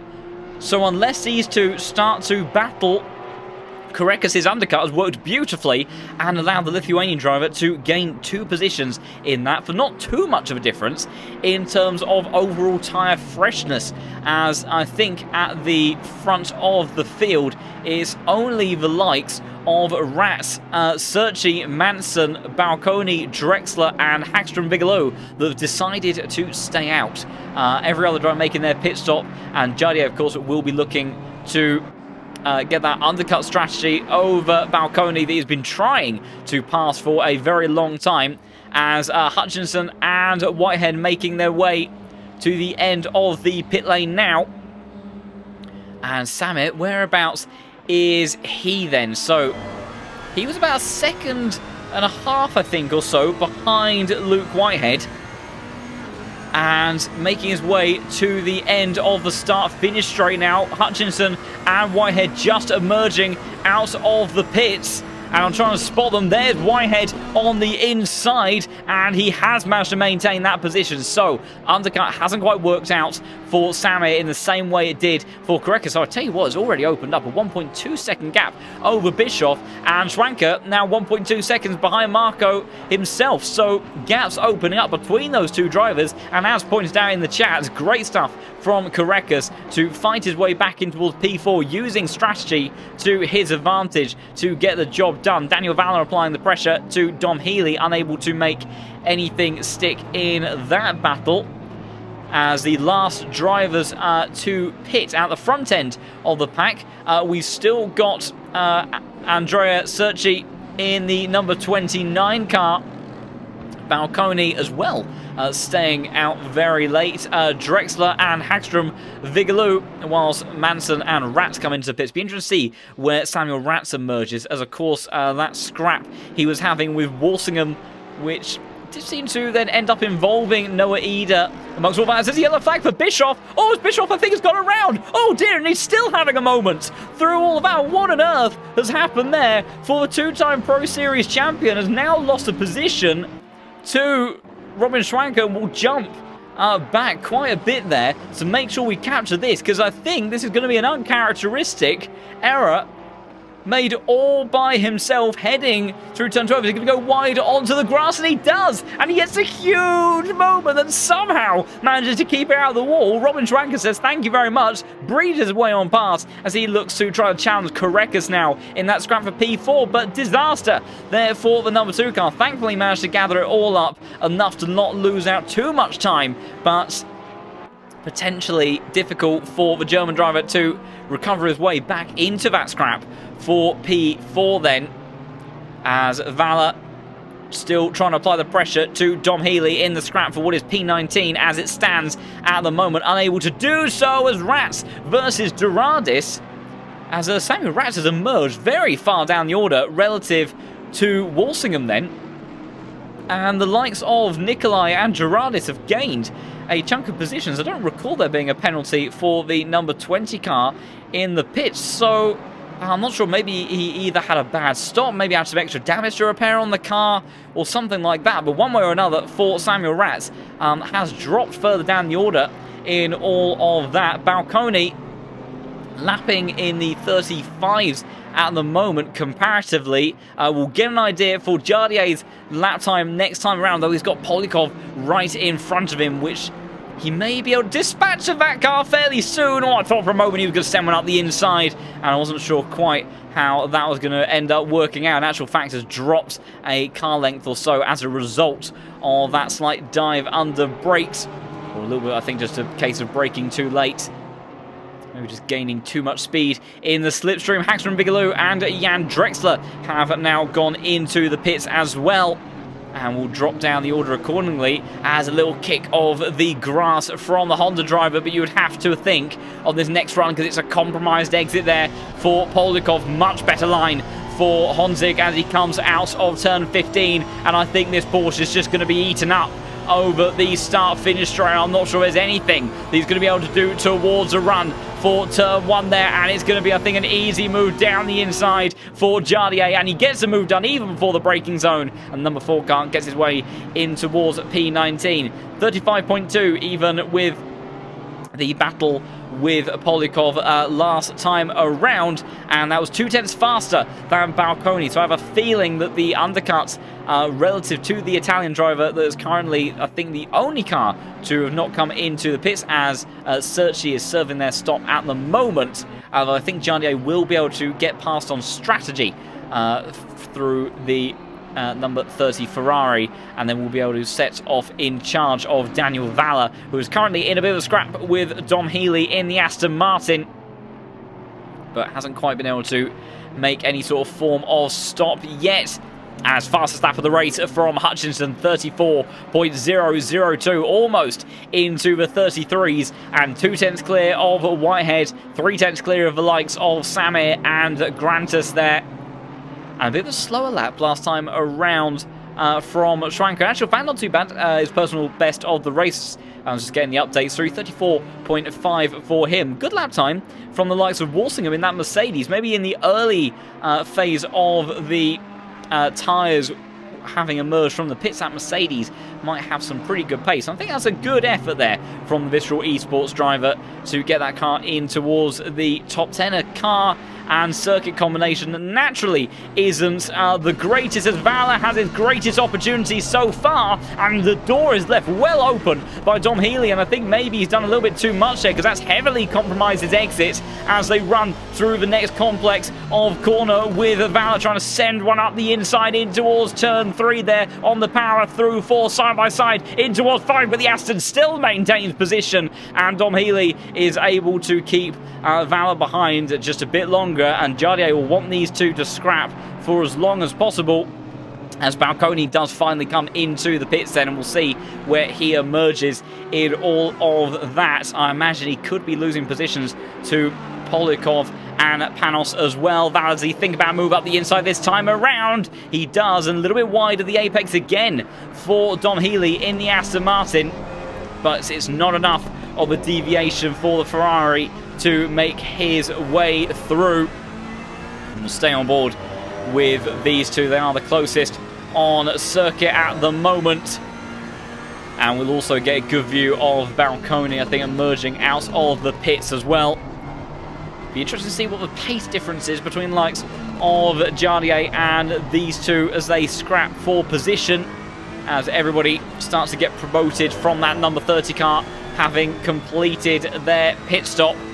Good exit for Healy onto the start-finish straight, so Valor unable to do anything just yet. 35.8 though from Valor. Meanwhile, 34.7 for Jardier, and I think as we have a look at Balconi, yep, there we go. He is still in the pit lane there, and Panos has already gone by. I think even the likes of Hagstrom Vigaloo is going to maybe get by as well. And you see it's going to be close on the exit between the Audi and the Ferrari, space having to be left by the number 30 car, as Balconi maybe about to lose another one as Hagstrom Vigaloo, the Swede, trying to go around the outside. Little bit of door-to-door contact on the exit there, but I think the Ferrari may have it covered unless the Audi can keep up the momentum towards turn 6 there. It's very close between those two. A slight change of lives, trying to go around the outside again, but just like we saw with Robin Schwanker in the McLaren earlier on, unable to keep the rear of that car planted enough to make that line work. And in the end, Balconi drops to 21st position, so he ended up dropping, I think, 5 positions in all of that. Of course, could have outside Paul pit stop, we're not 100% certain, but disappointment there, I imagine, for the Italian driver. Did a great job of keeping the far more experienced Jardier behind for so many laps. Hagstrom Vigaloo, though, still applying the pressure to Balconi in front. Of course, it'll take a couple laps or so for the tyres on the Ferrari ahead to come up to pressure and temperature. A little bit wide on the entry there towards 13, and that's a dive towards the inside of 14. Surely that's not going to work.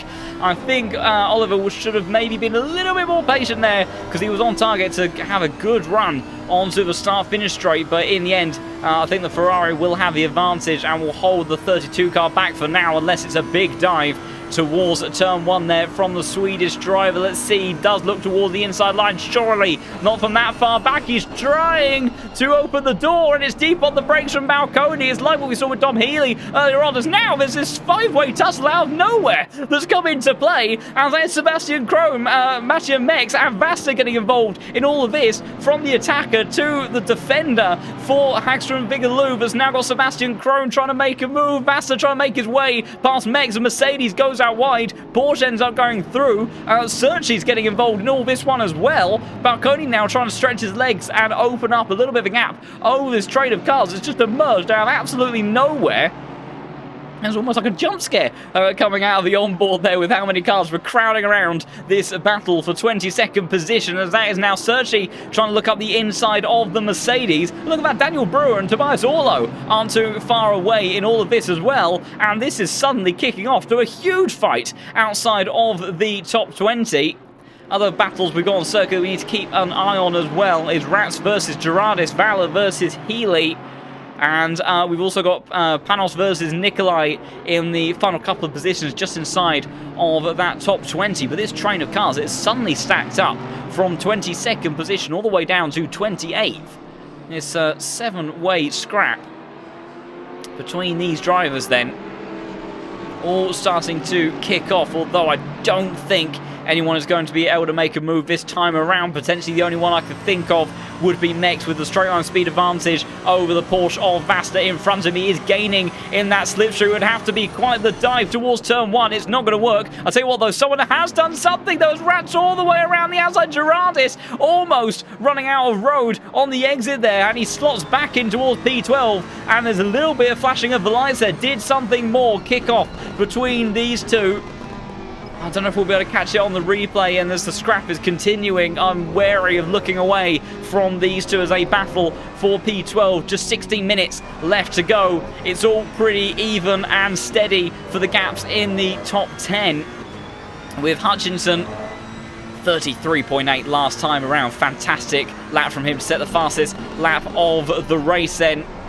Gerard is still maintaining position over the Ferrari of Ratch. You can see how quickly this car gets upset over the curbs, and I don't think it's going to be able to do anything about the BMW head for the time being. Valor versus Healy still kicking off in the final sector, and it's an awkward line once again from Healy, but he gets good traction out of 14 into 15 there, and there is nothing that Valor is going to be able to do on the run now towards turn 1. Someone that's trying to make something happen though is Vajanis in the number 35 car versus Polyakov, and I think that Porsche is going to be struggling for straight line speed. BMW though around the outside, so we've got to be brave under braking here, but there you go. Polyakov slots back into position into 19th place. Vajanis does get it stopped in time for the TF Racing team car, and will make his way up into towards P18. Meanwhile, further down the order, Haxter and Vigaslu still scrapping away with Luca Balconi. These two have broken away from that sort of sudden mad scrap that we had between all of those drivers in that train, as those gaps have just opened up a little bit. And even again, actually, between these two, closest right now in actual fact is Rats versus Gerardis. Again, let's go on board the rear diffuser of Gerardis as they make their way through in towards turn 12 now. Oh, it's Vaster and Krohn have swapped positions further down the order, and it's Sebastian Krohn. I think he's made a mistake on the exit of turn 7 there. Let's see if we can catch what happened there, because there was a pretty comfortable gap between those two. So in towards turn 6 they go, and there's a mistake. As an actual fact, it was earlier than that between these two, as Sebastian Krohn went wide on the entry towards turn 6, then goes extremely deep on the exit of turn 7, and then on board with the Honda. We'll see that Porsche emerging just second. Oh, as Mattia Mex has gone around, I think yellow flags out for the Mercedes driver, so we'll try to see if we can catch what happens with the Mercedes in just a second. And we'll go on board. Oh, it's happened quite early on. And that, I wonder if he's had a similar moment or issue as what Marco Bischoff did on the exit of turn 12. It's also kicking off between Farmer, Taxonis and Clifford for the final positions in the grid, just outside of the top 30 for these drivers. Lamborghini versus Ferrari versus BMW, and let's see what are the legs like on the Lamborghini. Oh, I'm not sure it's looking too good for the American driver at his home circuit. In actual fact, acceleration was poor, but top end pretty competitive actually against the Canadian as they make their way towards turn 1. But I think Farmer in that number 17 car with the inside line is going to make his way through, and that becomes a case of whether or not Taxis can do anything about the Lambo in front of him. The answer for the time being is no. What about Healy versus Valor in the scrap for P15 then? The Spaniard again looks left, looking right, try and see if he can get the power down in just some way to get past another car. Sometimes when you are up against a contrasting car, it depends on the circuit. If you've got such an overwhelming advantage, whether it be in braking, acceleration, and the track layout really emphasises those corners, and the car in front of you is a little bit sort of on the more kind of lumpy side through those kind of corners, maybe something like the Mercedes, for example. You know, if you're in a Porsche, that's where you look to make your moves, that's where you're competitive, and that's where you have the advantage. The problem is around here, a circuit like this, when the main overtaking zones, and there's not many of them, and you're up against a car like the Aston, you can see Jardier closing in on this scrap over the last few laps as well, has been lapping about 3/4 second faster than these two, actually consistently over recent laps. But it just becomes very difficult to find an opportunity, and you have to get very creative or very opportunistic. And Val, you can see, continuing to try to apply the pressure to that Aston Martin in front, but in the closing stages of this race, as Rats and Gerardis have swapped around once again, and I think the Ferrari may have got the move done, unless Gerardis can do anything on the run in towards turn 8 there, and I don't think he can. So how did it play out between these two? Because these have had quite a scrap. White flag out for Samit. We'll have to try and see what happened in just a moment. As you see, it opened up in turn 6 again. Tricky area circuit. We've seen Schwanker, we've seen other drivers making mistakes in there, and I think it's pretty much a mirror image battle between the mistake that we saw from Sebastian Krohn when he lost the position to Vassner, and Samuel Ratz able to make the late apex line from turn 7 on the run towards turn 8 to snatch that position away, and I think Gerardis may have a bit of a tough time trying to reclaim that position. Samis doesn't seem to have lost a great deal of time, so I think maybe could have been the leaderboard being a bit on the sensitive side, as those gaps are fairly stable, as Hutchinson continues to be the benchmark in this race, lapping 0.3 of a second faster than anybody else. Samir, again, quicker than Whitehead last time around, as that is Sergi versus Krohn, with the Ferrari getting past the Honda at a very unusual place, sends it down the inside at turn 14 there, caught napping the German driver, and does open the door, respects the dive, and now it's going to be a very busy run towards turn 1 there, because there we go, we've got Ferrari, Honda, BMW, Aston Martin, all in the slipstream train towards turn 1, but I think that they're all going to stay as they were for the time being. I don't see each of these drivers being able to get an overlap over one another just yet. I tell you what, Samuel Rat's really motoring along now within 3/4 seconds of Victor Nicolai as he looks to try to climb in towards the top 10. Also, as that is Orlo trying to send one down the inside of Daniel Brewer, but the British driver, wise to it, shuts the door, and the Aston will have to wait for another opportunity. Tell you what though, other scraps kicking off in the last 10 minutes of this race. Manson in the number 21 Audi. Good effort there from the Swedish driver. The Audi not as competitive as we know as it once was. Samuel Ratz really motoring along. Now he's dispatched the BMW of Gerardis. Victor Nicolai in that number 34 car has lost a tremendous amount of time over the last lap. We'll see what the lap times were between these two. 35.3 for Nicolai, 34.6 for Samuel Ratz. That is really top 5 race pace at the moment from the number 20 car. So I think at that rate, although of course we did see Gerardis manage to keep the German driver at bay for quite a while, we could see a move stacking up very shortly between these two. Daniel Valla again having a look, trying to get past Dom Healy, can't make it stick. Jardier firmly locked into now what is a 3-way tussle for P15. And down the inside again. And Dom Healy, he keeps on giving very respectful Robo. I think Jardier actually had to back out of the throttle for a moment there because the gap was sort of open for Valla. Then it closed, so he had to back off. Jardier, I think, was hoping to carry all the momentum. Didn't quite work. Wide line now for Jardier as he continues to try to set up wide exit after wide exit and carry better straight line speed towards the next braking zone. I don't think it's going to work, though. I'll tell you what, someone that's making a move stick now is Rats versus Nicolai around the outside in that A90 line complex. Oh, I thought there was going to be contact there between the Beamer and the Ferrari, but he manages to make that one stick. Fantastic move from the number 20 car. I think that was down the inside at turn 8, side by side with the Beamer, and the downforce and the pace right now that Ferrari has, able to outdo that of the Beamer, and makes his way into the top 10. Robin Schwanker now also right onto the gearbox of Grantas Karekas, half a second faster than the Lithuanian driver last time around. So Schwanker now maybe in the final few minutes of this race able to make a move in towards P4.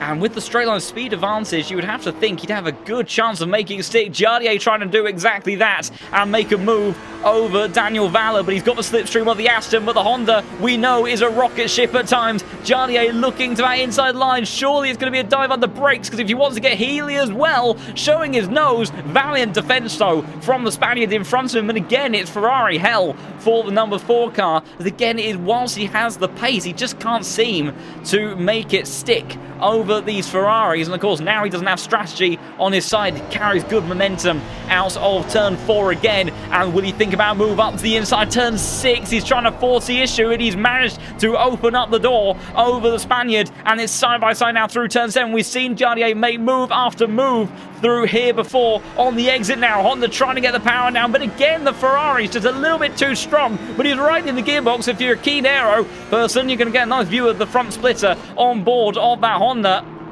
But Valler manages to keep behind the number 4 car of Jardier for the time being, and will hold on to P16. That allows Dom Healy to breathe for the first time in a while after those two having scrapped. Karekas as well has managed to extend a slight gap over Robin Schwanker. Gerardis now the next to apply the pressure to Victor Nicolai in the BMW ahead of him. And you see Rats has really managed to extend a few car lengths over these two. 34.7 for Samuel Rats on the last lap. 0.4 of a second faster than Noah Reader, but I think he might run out of laps to try to battle for that P9 position. Nose to tail between the two BMWs. Can't make anything stick there. Schwanker trying to do something about Grantas Karekas again, just in front of him. But the Porsche, good acceleration. Polyakov versus Drexler, though, and I think surely Drexler with that power advantage is also kicking off just behind. Drexler comes out on top in that one. Balconi versus Haxter and Vickerslew, though, in towards turn 1, deep on the brakes for the Ferrari. Swipes across the nose, though, of the Swede, and is going to take the position as a result. Couldn't set up the line that he wanted to in all of that, although wide for the Italian moments later, so could see that battle continue to ensue in due course. Gerardis, 0.3 of a second, the gap between himself and Victor Nicolai, as Rats continues to escape up ahead. I think I was on a personal best as well, the German driver, really extracting great pace in the final stages of this race. The Ferrari said was going to be a competitive package today, and I think it's even faster in race trim than it is in qualifying. Maybe the slight contrast to the current Formula 1 team, but regardless, working out very nicely for the number 20 car. As again, Schwanker versus Karekas on the run down towards turn 1. He gets close, but not quite close enough in order to make anything stick over the Lithuanian, who, despite his young age inside the cockpit of that Veloce Esports Porsche, has had a wealth of experience here in the Pro Series. And despite still being winless after many commendable and fantastic drives from the number 1 car, of course, in that number 1 car, the number 1 driver on the LFM platform, as he took that rank away from Bischoff not too long ago. And Schwanker still unable to make anything stick, but feels like the closest he has been in a while. Just need to quickly check on board with Manson versus Tempest now, as the Audi looks to maybe make some sort of form of move through this complex, but I think the BMW had a nicer and smarter line through there, so that gap is going to open up for just a moment. But what about this? Schwanker versus Karekas. This feels like the closest we have seen the McLaren to having an opportunity for a long time. The acceleration gives the advantage to the Porsche on the initial exit out of 14. But that McLaren is no slouch down the start-finish straight and does start to close.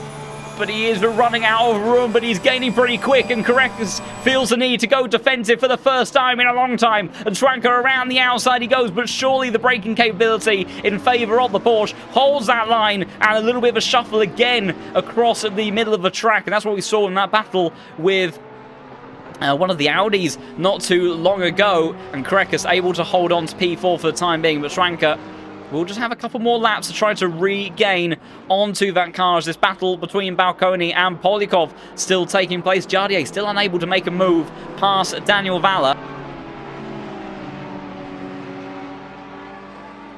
But still opportunities available in the closing stages of this race. And maybe Axel and Viggerslew maybe to be one of them. Always going to get busy towards turn one. Half defense, half attack from Luca Balconi. Polikov not responding and opening the door in all of that. So they all stay as they were. I see different line, wide line though from Polikov. Oh, it's a mistake as well actually from Jan Drexler just ahead of the stream. Not enough though to cause him to lose a position. And Robin Schwanker, look at that, right on the gearbox, and a bit too much from the German driver. Will go on board and see how that played out there. And I think he's just got a bit ambitious. He knows he's running out of opportunities. Thankfully, no contact made between those two, but that may be all she wrote for any attempts from the German driver. He will have, I think actually, he will have 2 more laps, because 134's from your race leader and is already a few corners into the lap. So I think Schwanker will have a couple more laps to maybe make some sort of opportunity happen. Yellow flag out for somebody. Oh, wow, it's Taxis and Clifford. What's happened there? We don't get a great camera angle, but there you go. There's the recovering BMW and Lamborghini. So they were side by side on the run in towards turn 1. That's Whitehead that would have come across this not too long ago. I'm not sure if it caused any drama for the British driver, currently sitting P2 in this race. Of course, doesn't want anything to happen at this late stage. Oh dear! And that is just a bit of a misjudgment, unfortunately, between those two there. Clifford, I think, was taking a bit of a defensive line. Oh, that was Samir. Samir came so close to T-boning the Lamborghini there, and quick reactions from the Latvian, and manages to keep out of any further contact. There's been a swapping of position between Orlo and Daniel Brewer, I do believe. Balconi and Polikov scrapping on what is now, I think, the final lap of the race, as the Ferrari down the inside, door-to-door contact is going to allow the Audi of Haxter and Viggerslew to almost get up the inside, but can't make it stick in all of that. The leaderboard told me a second ago that there may have been a swapping of position between Korekis and Robin Schwanker, but we didn't quite catch that, and there is now a second between them, so I don't know if it was a mistake from the McLaren. Farmer has got past Vitter in the last couple of corners. Whereabouts is Hutchinson in all of this? He is emerging actually out of turn 4, excuse me, so he's actually still got a bit of time left to go. Want to make sure we catch the end of the race for our race leader. Manson versus Tempest still kicking off all the way to the end, and a compromised line for the BMW. Not the best, as there is an incident under investigation in the closing stages of this race. We'll see if any penalties do get officially dished out. Robin Schwanker again putting pressure. He's quite clearly got the pace, but he just can't seem to find a way through past the Veloce Esports Porsche.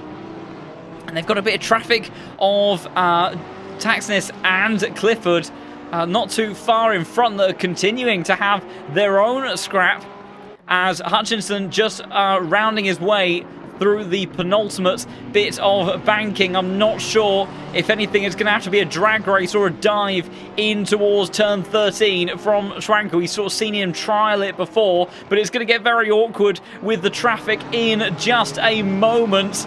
And it's also going to be awkward for these cameras as well. In actual fact, traffic gets out of the way, but it is this man's day. The number 7 car, the Canadian of Hutchinson, takes victory here in Indianapolis after a dominant drive to take his first win of the season. And Schwanker has sent it up the inside, but Korekis, I think, is going to just about hold on. Whitehead and Fock round out the podium. Korekis valiantly manages to hold off the hard-charging McLaren near the end of the race there. And Schwanker, as much as he tries to follow in the slipstream through towards the line. It's not quite enough for the German, and he will finish in P5. Final scraps heading towards the line. Manson versus Tempest. The Audi's been applying pressure for a long old time now.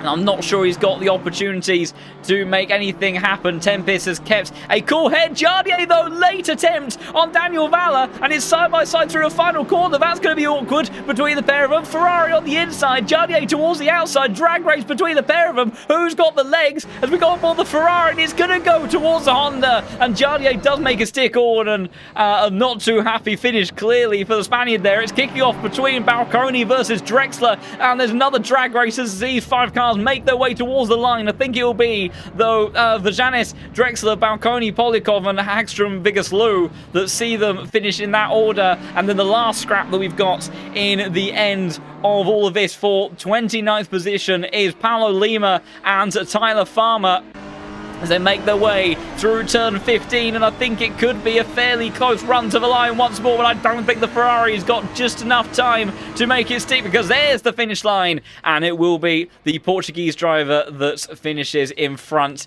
in the end, and that will be round 10 of the LFM Pro Series. As fantastic stuff as always from this championship, and Jade Hutchinson doing everything that he needed to do in this one, and I said that he was going to be a man to watch. He's been so consistent all season long, but he hasn't really had a car that has been dominant at any of the circuits. He's had one that's been competitive, but not arguably dominant. This is the first time when I think, without a doubt, the Ferrari is the fastest car around this circuit, and he took his opportunity and he made it stick, because Hutchinson, almost an 8-second lead in the end over Luke Whitehead, to take victory. And of course, Whitehead has been formidable this season, so it says a lot when you end up having that sort of finishing margin over your championship leader. Also, a last penalty did get dished out to Saxonis, a 5-second penalty for causing a collision. Not that that, I think, changed anything in the end regarding how he finished relative to Jonathan Clifford.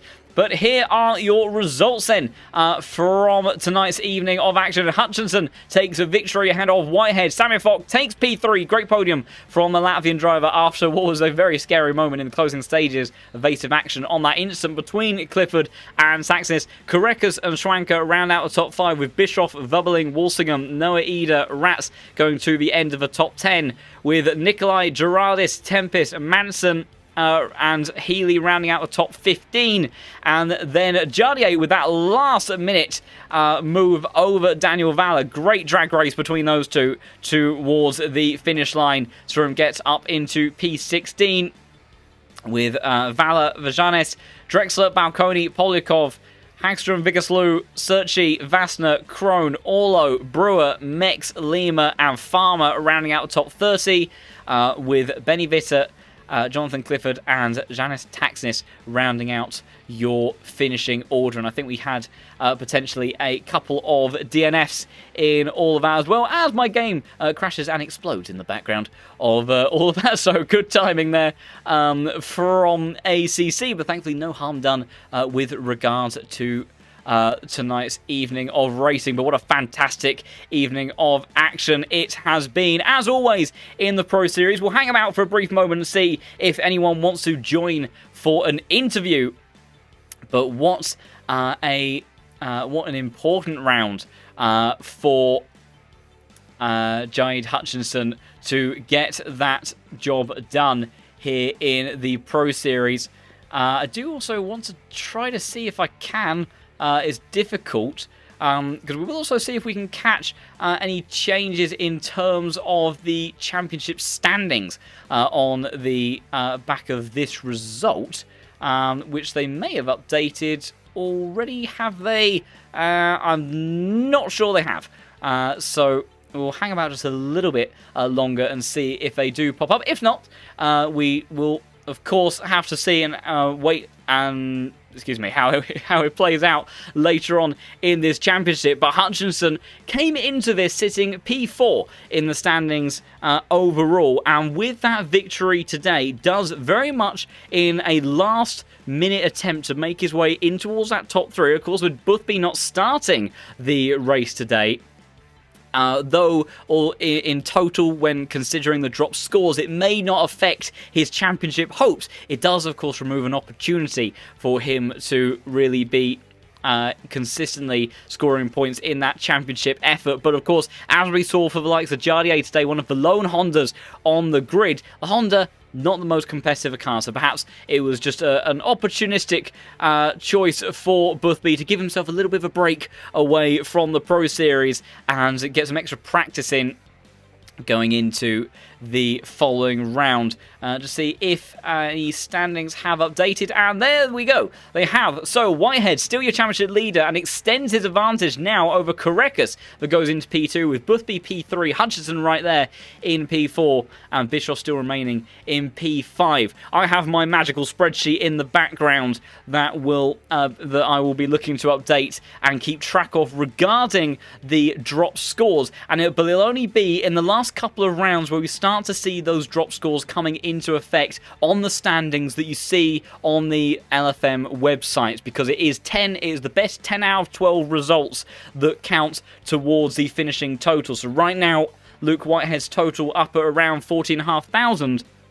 But in the next couple of races, his depending on what results he gets, that value could either not change, or it could end up just only increasing by a small amount, because of course he has had many a great result. Whereas George Boothby, on the other hand, he has 2 no-shows to his championship campaign, where he scored 0 points for each of those. So last 2 races, if he does participate, they will very much be counting towards his championship hopes and campaign here in the Pro Series.